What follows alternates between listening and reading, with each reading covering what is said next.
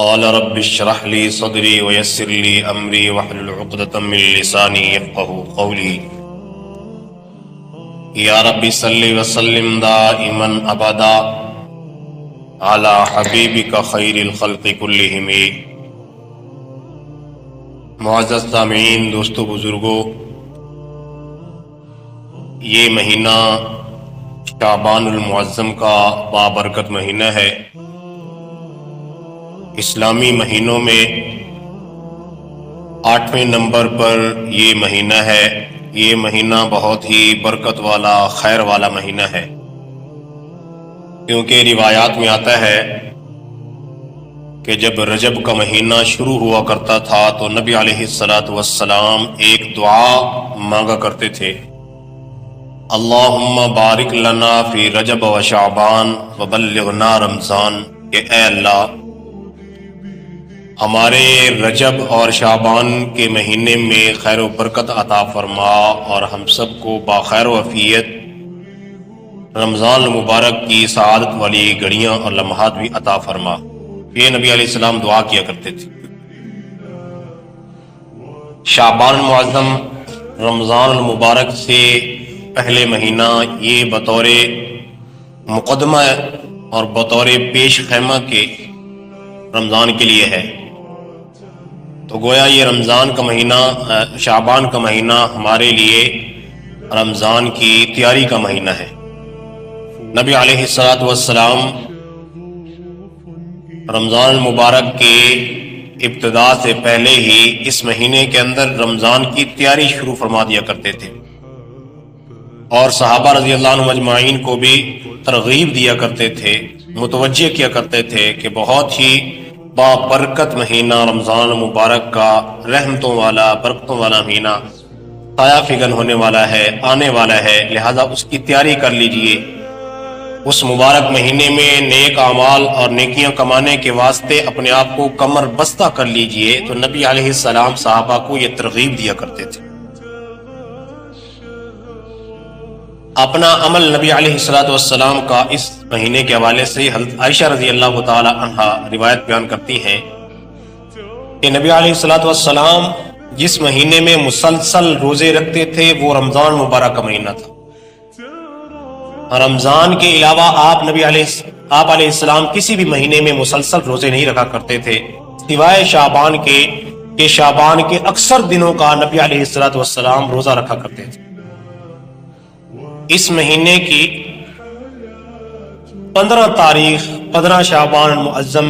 کی رات بڑے فضائل پر مشتمل ہے۔ روایات کے اندر، احادیث کے اندر شعبان المعظم کی 15ویں کی رات کے بڑے فضائل ذکر کیے گئے۔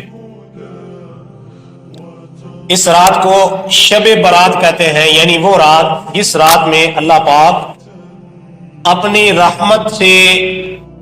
اپنے لاتعداد گناہگار بندوں کی بخشش کر دیتے ہیں اور ان کے لیے جہنم سے براءت کا اعلان کر دیا جاتا ہے،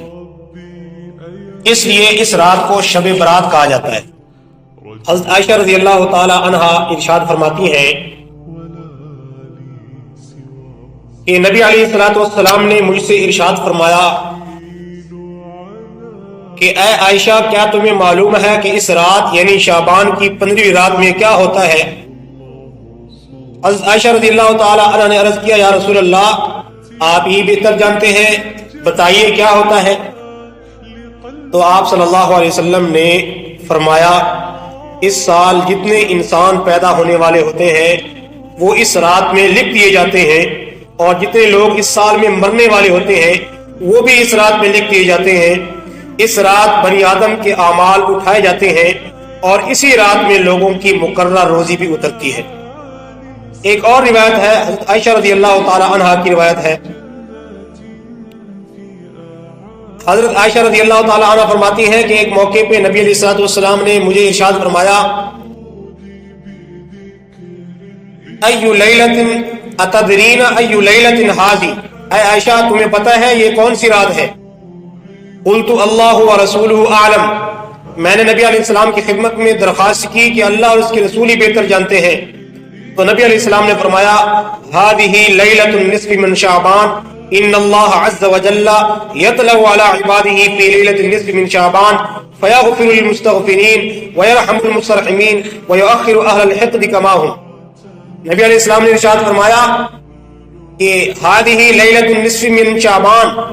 یہ شعبان کے نصف یعنی 15ویں کی رات ہے، 15واں شعبان کی رات ہے. بے شک اللہ تعالیٰ اس رات میں اپنے بندوں کی طرف متوجہ ہوتے ہیں رحمت کے ساتھ، اور جو اللہ سے بخشش مانگنے والے ہوتے ہیں اللہ ان کی بخشش فرما دیتے ہیں، جو اللہ سے عافیت مانگنے والے ہوتے ہیں اللہ ان کو عافیت عطا فرما دیتے ہیں، جو اللہ سے رحمت کے طلبگار ہوتے ہیں اللہ تعالیٰ ان کو رحمت عطا فرما دیتے ہیں، اور جو رزق کی فراوانی مانگتے ہیں اللہ ان کو رزق کی فراوانی عطا فرما دیتے ہیں، اور جو کسی مصیبت سے عافیت طلب کرتے ہیں اللہ ان کو اس مصیبت سے عافیت نصیب فرما دیتے ہیں. ایک اور روایت ہے حضرت ابوبکر صدیق رضی اللہ تعالی عنہ سے روایت ہے کہ حضرت صلی اللہ علیہ وسلم نے ارشاد فرمایا اللہ تعالیٰ شعبان کی 15ویں رات آسمان دنیا کی طرف نزول فرماتے ہیں.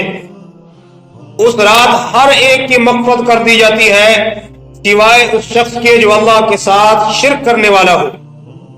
یا جس کے دل میں کسی مسلمان بھائی کا بغض اور کینہ ہو. ان کے علاوہ اللہ سب کی بخشش فرما دیتے ہیں. ایک اور روایت ہے چند نام اللہ کے نبی صلی اللہ علیہ وسلم نے گنوائے، چند صفات لوگوں کی اللہ کے پاک پیغمبر صلی اللہ علیہ وسلم نے ذکر کی کہ اللہ اس بابرکت رات میں، اس رحمت والی رات میں، اس مغفرت والی رات میں، رحمت والی گھڑیوں والی رات میں اللہ تمام لوگوں کی بخشش کر دیتے ہیں. چند برے اعمال کا ارتکاب کرنے والے لوگوں کا نام اللہ کے نبی صلی اللہ علیہ وسلم نے، ان کی صفات اللہ کے نبی صلی اللہ علیہ وسلم نے بتائی کہ اللہ سب کی بخشش اس بابرکت رات میں فرما دیتے ہیں، لیکن جو ان برے اعمال کے اندر ملوث ہوتے ہیں اللہ ان کو کبھی بھی نہیں بخشتے. ان میں سب سے پہلا گناہ شرک والا گناہ ہے. اللہ کے نبی صلی اللہ علیہ وسلم فرماتے ہیں کہ اس بابرکت رات میں اللہ سب کی بخشش کر دیتے ہیں، مشرک کی بخشش نہیں ہوتی. اور دوسرے نمبر پہ فرمایا کہ جو رشتوں کو قطع کرنے والا ہے، صلہ رحمی نہیں کرتا، قطع رحمی کرتا ہے، اپنے رشتوں کو ختم کرنے والا ہے، آپ علیہ السلام نے فرمایا کہ اس شخص کی بھی بخشش ناممکن ہے. اس بابرکت رات میں بھی اس بندے کی بخشش اللہ رب العزت نہیں فرماتے. اور فرمایا ایک وہ شخص ہے اس رات میں اس شخص کی بھی بخشش نہیں ہوتی، اس شخص کو بھی نہیں بخشا جاتا، اس کی مغفرت نہیں کی جاتی جس کے دل میں کسی مسلمان بھائی کا بغض ہو، کینہ جس کے دل کے اندر ہو. اور نبی علیہ السلام نے یہ بھی ارشاد فرمایا کہ اس رات میں ماں باپ کو ستانے والا، ماں باپ کی نافرمانی کرنے والا، ماں باپ کو ذلیل کرنے والا، ماں باپ کو اذیت پہنچانے والا ایسا گناہگار ہے اللہ کی رحمت سے دور رہتا ہے. اس بابرکت رات میں، مغفرت والی رات میں بھی اللہ اس کی بخشش نہیں فرماتے. اور فرمایا مدمن خمر، ایک وہ شخص ہے جو شراب کا عادی ہے، اللہ سب کی بخشش کر دے گا. شراب کے نشے میں دھت رہنے والا، شراب کو پینے والا، شراب کی عادت کو اپنانے والا، شراب کا عادی ایسا بدبخت شخص ہے جو اس رحمت اور برکت والی رات میں بھی اللہ کی مغفرت سے محروم رہتا ہے.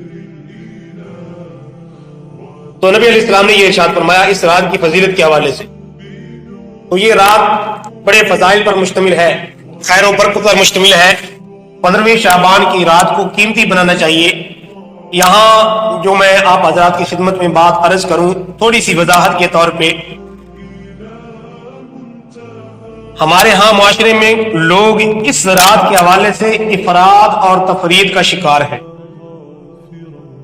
ایک طبقہ اور ایک گروہ تو وہ ہے جو سرے سے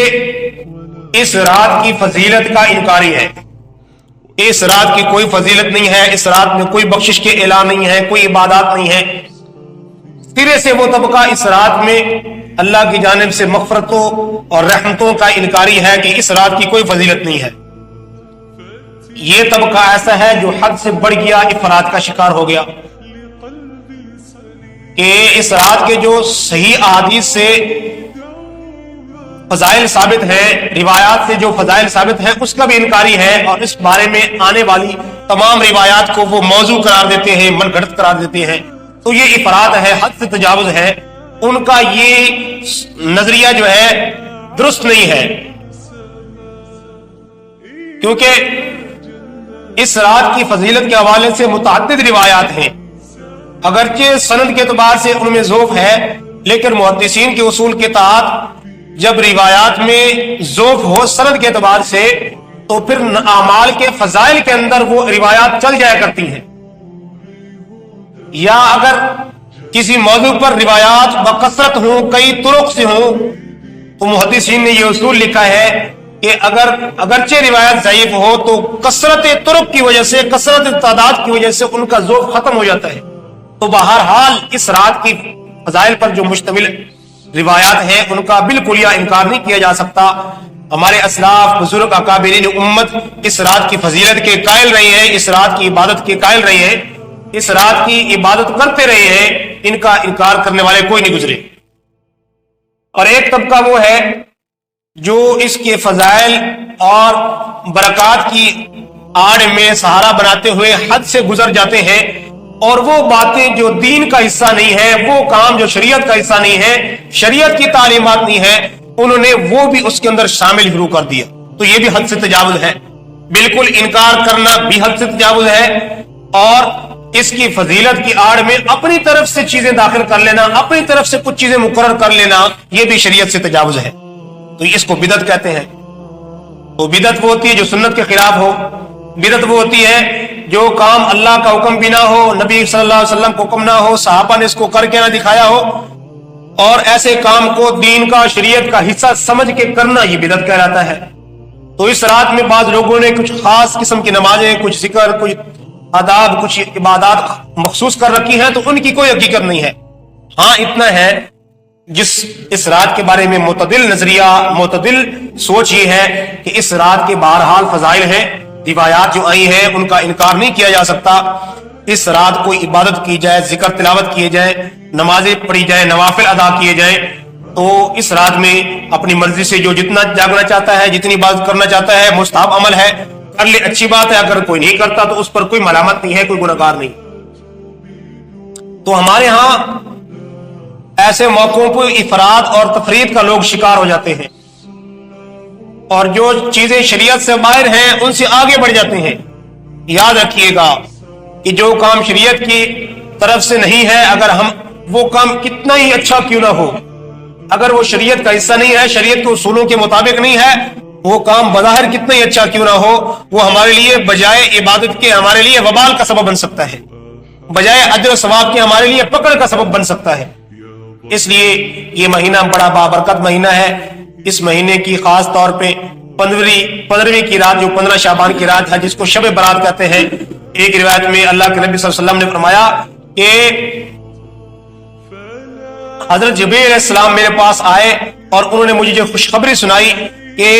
اس رات اللہ پاک بنو کلب کی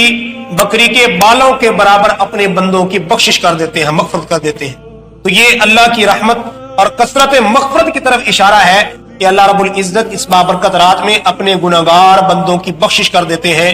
اور اللہ کی جانب سے رحمتوں کا نزول ہوتا ہے۔ ایک روایت میں اللہ کے نبی صلی اللہ علیہ وسلم نے فرمایا کہ اس بابرکت رات میں اللہ کی طرف سے اعلان کیا جاتا ہے، اللہ آسمانی دنیا کی طرف نزول فرماتے ہیں، کما یلیق بشانہ ہی، اور اللہ کی جانب سے اعلان ہوتا ہے کہ ہے کوئی مجھ سے بخشش مانگنے والا، میں اس کو بخش دوں، ہے مجھ سے کچھ کوئی وسعت رزق مانگنے والا، میں اس کی رزق کے اندر وسعت کر دوں، ہے کوئی مجھ سے رحمت کا طلبگار، ہے مجھ سے کوئی عافیت کا طلبگار۔ تو یہ رات جو ہے بڑی بابرکت ہے، رحمتوں والی ہے، برکت والی ہے، خیر والی ہے۔ اس میں جتنا کسی سے ہو سکے اپنے ذکر کرے، تلاوت کرے، اور قرآن کی تلاوت کرے، اور اذکار قائم کرے، نوافل ادا کرے، صلاۃ تسبیح جو ہے ادا کرے۔ تو جس سے جتنا ہو سکتا ہے اس رات کو قیمتی بنائے، اللہ سے مانگے، جو فضائل ہیں اس کے مطابق جو ہے اعمال کرے۔ اللہ رب العزت سے دعا ہے اللہ پاک ہمیں ایسے مواقعوں کو غنیمت سمجھتے ہوئے ایسے موقعوں کو زیادہ سے زیادہ نیک اعمال کرنے کی توفیق عطا فرمائے، اور اللہ پاک ہمیں تمام بدعات، خرافات اور جو چیزیں دین کا، شریعت کا، سنت کا حصہ نہیں ہے، اللہ پاک ہمیں ان سے بچنے کی توفیق عطا فرمائے۔ وآخر دعوانا الحمدللہ رب العالمین، سنت عطا فرمائے۔